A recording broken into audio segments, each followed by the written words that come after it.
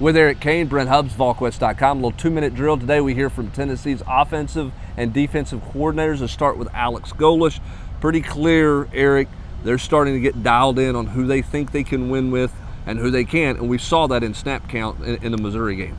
Yeah, the receiver room or the receiver ranks was kind of diminished. He had the same guys playing a lot of snaps. He said he's starting to figure out roles, starting to figure out the backups for those roles. And he said a lot of times it takes, you got to get through camp. You'd like for it to be over with by camp, but sometimes the more you go throughout the season, those roles are more defined. And like you said, I think we saw those roles pretty much defined against Missouri, give or take here and there. He mentioned a couple of guys that didn't get a lot of playing time, saying that he's not down on them at all. Jalen Hyatt, Jimmy Callaway in particular, saying they have bright futures, but kind of still have to get along and learn the system as you move on throughout this season. And obviously, Hendon Hooker has emerged as the quarterback. A lot of praise today for Hendon Hooker.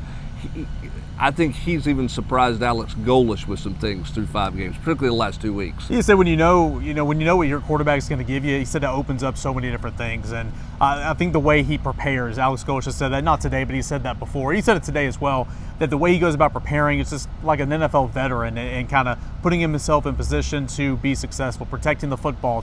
Tennessee and Hendon Hooker's done very well with that the last 2 weeks. And when you can protect the football and when Tennessee's running the way it is, you really get good quarterback play out of Hendon Hooker and able to do some things. So I'm with you. I think he's surprised a lot of people, including his offensive coordinator. On the defensive side of the ball, Tim Banks was ready to move on to the next team. Did not want to get caught up in a whole lot of praise about what's going on. But a lot of talk about this team's ability to stop the run. Matthew Butler was asked about it, and he just praised this kind of the philosophy of where they are defensively. Yeah, it was interesting. He was asked specifically, why is this year different from last year?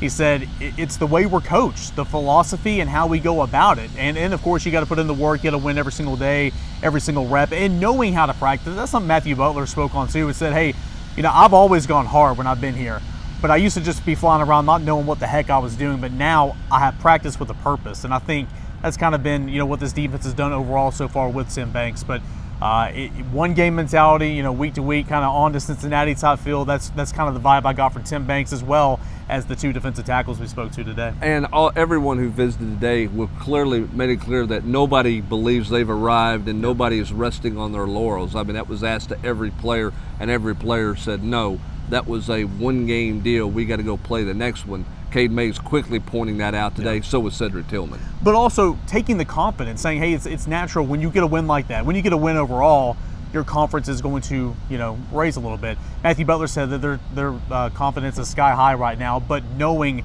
it is just 1 game, you got to move on, because you can't be satisfied with that 1 game, because that's when a team will jump up and get you. And so I think overall the mindset from the players we heard from today, from the coaching staff, was, okay, take the positives. It was a good win, but you got to flip the script, and knowing that South Carolina will present different challenges, and certainly Alabama, Georgia, and Kentucky down the line will be tough as well. Yeah, and I don't think South Carolina's going to show up with a paper doll run defense the way Missouri had it last weekend. So a different challenge for the offense for sure. He's Eric Kane. I'm Brent Hubbs, VolQuest.com.